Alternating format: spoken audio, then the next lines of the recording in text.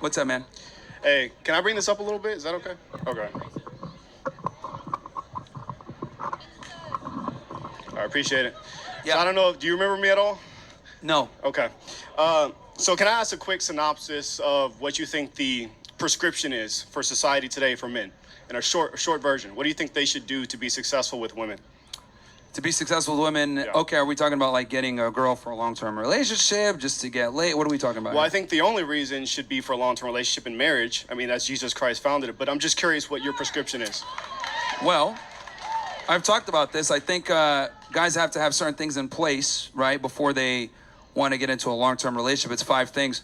So I would say 100K per year, 6 figures a year, 6 months to 1 year of savings, be in good shape, have at least 50 partners, right, sexual body count.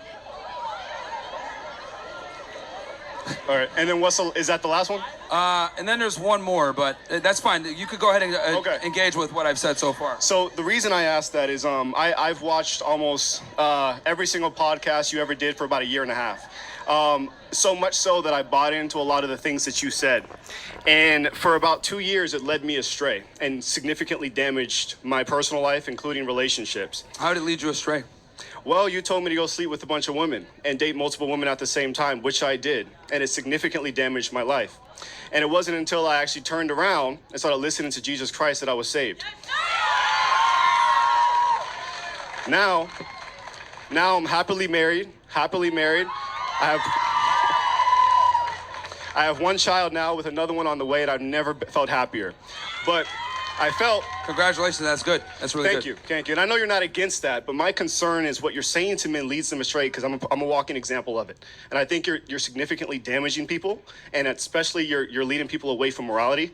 Women are not sex objects. Women are created in the image of God, and they are valuable. And they should be treated as such. Why should God give you one of his children if you don't even know how to treat them? So I think... So a question for you. You said you got out there dating and meeting women and stuff like Yeah. that. And then you said that it kind of hurt you. Yeah. How did it hurt you specifically? Did you like just start... What happened specifically? Well, I started warring against my own flesh. It's like trying to fill an empty void. Mm-hmm. There's a God-shaped vacuum in the heart of every man that can only be filled by God alone. Anything else you try to fill with that's not going to satisfy it. Sure. And I tried to do it with sex. Yeah. So, would it be fair? How'd you meet your wife? We actually had the #1 dating podcast in North and South Carolina called Who Hurt You Podcast. Okay. And I'm also friends with Fresh. I know him very well. I texted him before I came here. Yeah. And I know pretty much everyone on your crew. But I was a heavy follower, and you actually inspired me to start the podcast, and I realized what I was doing was wrong. Yeah, so would it be fair to say that when you went through that experience, you were able to identify characteristics that you probably found as unredeemable and you probably wouldn't want to commit to, right? In what way? Well, when you were seeing these women, right, you probably started seeing patterns in how they behave, how they speak or whatever. Maybe they're not qualified to be a wife. Because the thing is, right? Well, I don't need that. I have the Bible for that. It tells me what to look for. Yeah, but the thing is that you were able, and again, you're probably not going to notice it, but when you dated and dealt with all these women, you probably were able to identify characteristics that you were not fond of, or characteristics that would make a woman not a good candidate for a long-term relationship. And I think half the game is figuring out which girls don't qualify for marriage versus which ones that do. And clearly you learned a skill set on how to become attractive and get women, and then you're able to identify the things that you like versus the things that you don't like. And that only comes a lot of times with experience. Now, look, if a guy can go ahead and, find a woman as a virgin and be attractive and be able to understand how to navigate that, that's great in modern times. But the reality is a lot of guys don't. And I mean, even in your success story, you had to go through a lot of bad women to be able to identify your current wife as the one. So failures are good. They're good. Yeah, failures, failures in the sense of socioeconomic or maybe even relationship failures could be good. But there's a difference with what I'm saying. I'm saying that we're warned against our soul. Jesus Christ commands us to marry one woman. That's it. Sure. And what you were causing me to do was sin against myself. And that's the point I'm trying to get to. It's immoral. Yeah, I mean, you got to take personal responsibility, bro. Because here's the reality. No, I do, 100%. Yeah, so... Very publicly, I have in front of over why, 40,000 people. I've done that. Yeah, great. But the point I'm trying to make is I teach guys a skill set, right? If I give you a gun and you shoot yourself in the foot, is that my fault? If I taught you how to properly use it, how to disarm it, disassemble it, you know, how to load the magazine in properly, all that. If I give you the skill set, then you shoot yourself in the foot, right? Is that really my fault? No, I just arm you with the skill set. Then you choose what you want to do with it. Now, obviously, Well, you no, wanted to it's go on predatory, you wanted to because men go are toward hurting. sex escapade, which is, I guess, fine. But the reality is, I armed you with the tools to become an attractive guy, and you utilize that. You can't come back and get mad No, and you say, didn't arm me "Oh, with that. I became attractive when I followed Jesus. That was it. oh, okay." Now it's changing the story. No, I'm not changing any story. It's one thing to be attractive in the sense of gaining sexual partners, but it's a completely different thing to be attractive to someone that wants to marry you and spend their life with you and have kids with you. Those are two completely different sexual attractions. If I walk in here looking like Thor, I'm 6'2" and shredded, obviously I'm going to be attractive to women, but it doesn't mean that that's a relationship that produces value for me and my family.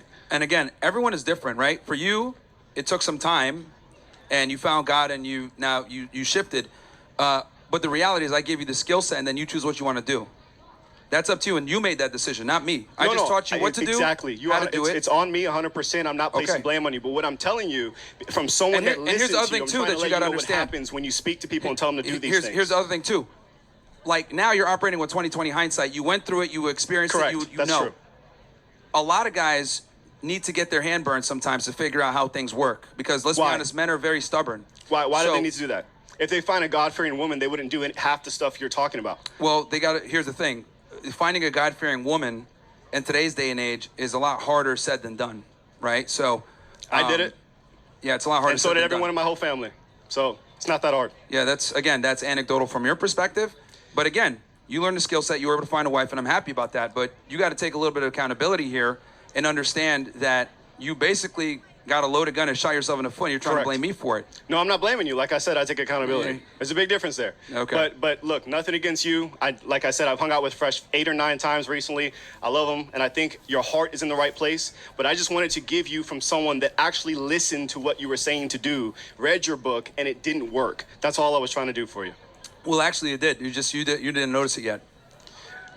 Okay. You're not going to be able to identify your wife and have been able to find her and figure out what characteristics you like and don't like, right? Unless you went through that. My wisdom came from the Bible, not you. But I appreciate it. Sure. Thank you. Okay.